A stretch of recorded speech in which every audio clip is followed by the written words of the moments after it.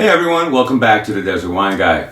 So today, I know I always say this, right? But today, I have a real treat, okay? So the other day I was kicking back in my little party room over here, where I review my wine. And I started thinking about the first time I ever went to the Napa Valley, okay? So, along the highway, there's a road called Wooden Valley Road. And on the freeway sign, it said Wooden Valley Winery. So I had never been to a winery before. So I was like, oh, cool. I got to go to the winery. This is the first winery along the road. I'm going to go. So I went and I pulled in, and it was like, at the time, there was an orchard farm just on the next property over from it. And there was no wall or anything. So I thought that was really cool. You know, being a city boy, when I see stuff like that, I go crazy. I love it. So the winery itself has like a little road, a little tiny ramp type road that goes over this little stream, and it's really cool. It's got rocks down there and everything, and the whole place, at least when I went, it's been a few years now, was all all green. There was some vineyards across the street. Like I said, you had the pear orchard over there right behind it. The building itself was just really quaint looking. Okay. So there's some nice trees out there. So I went in, and I didn't know anything about wine, okay? But I bought some Merlot there, I had bought some Cab, and I believe that was it. And I thought the wine was really, really nice, okay? Again, I was just starting to get my palate, a feel for my palate and what I prefer. So, ended up going down. The winery was beautiful. The people that worked there were just phenomenal, okay? Now, a few years ago, I took my family back there, and we went to the winery again, and still everybody was just really wonderful. It seemed like the place really hadn't changed at all inside. It was really quaint, very nice. The pear orchard was gone, unfortunately, because the pears were great.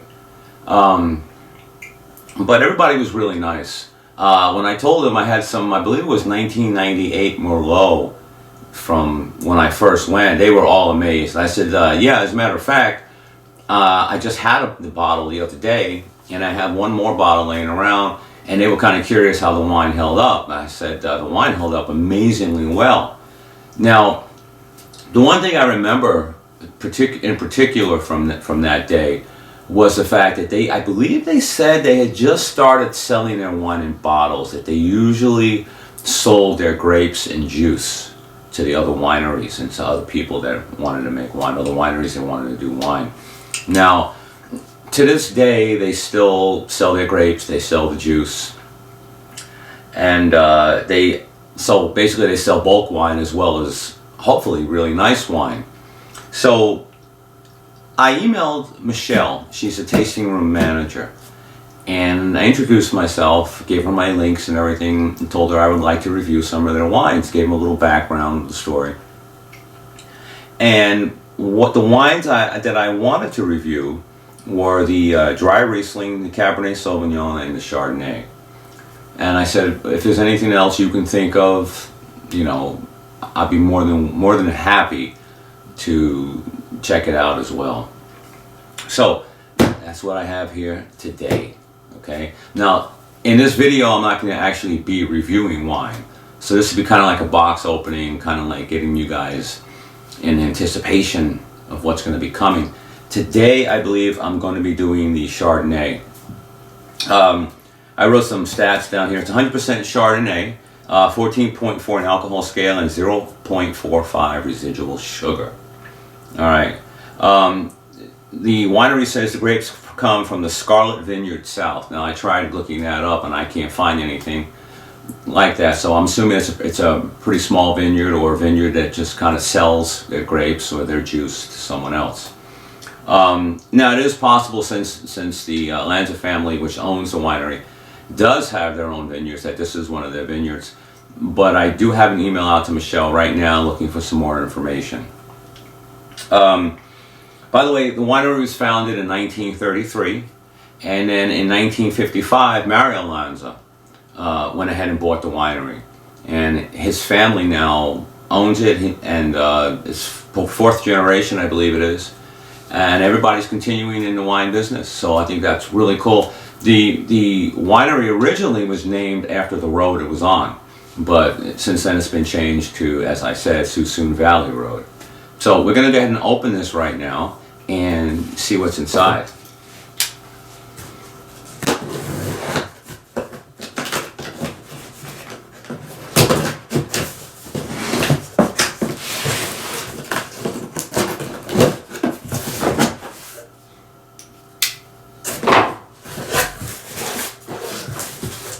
Alright, so first thing I got here, I'm assuming, is a nice welcoming card, which I think is really cool.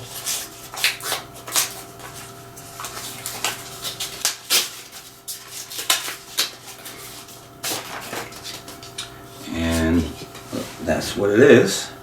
And it's actually from Michelle herself. Let me see. Hello, Mark. It says, here are all the wines you requested for review. I included one extra bottle of our signature wine, Exit 41. This is a Petite Syrah Cabernet blend. Hope you enjoy, Michelle. That's very nice, Michelle. I really appreciate that. And she sent me her business card as well. Here's a little information on Exit 41. I have to check that out later. Of course, coming from a winery, the wines are packaged very nicely. And here's that Exit 41 right here. It's a 2021 red wine.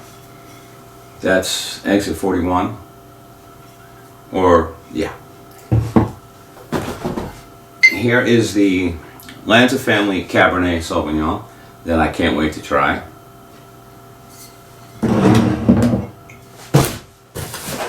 Put this down here.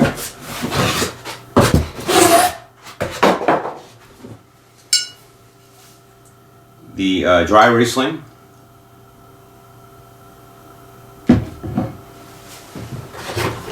And the Chardonnay. Really can't wait to try that. I'm really excited about tasting the Chardonnay. So that's pretty much it, guys. I'm going to go ahead and put this Chardonnay in the fridge right now. A few hours, it'll be ready. Keep it at proper temperature. And each one of these wines is going to have their own separate review. So as I said, today's going to be Chardonnay. So today I'll be doing the Chardonnay review. And the way the weather looks, the Riesling might be tomorrow. Okay, these two will probably end up being next week. But Michelle, again, thank you so much for sending these wines. I really appreciate it. And guys, I gotta say, if you're down in the Northern California area by Napa Valley, you gotta check out Wooden Valley Road and check out the Wooden Valley Winery. Okay, it's an absolutely beautiful place, and from all my experiences there, staff is just super friendly and just like willing to sit there and talk with you and spend a lot of time with you. So I'll catch you later, guys. Thanks for checking out the Desert Wine Guy. And if you want to keep an eye and follow up on these wines, please like and subscribe to the channel. I appreciate it. I'll speak to you guys later.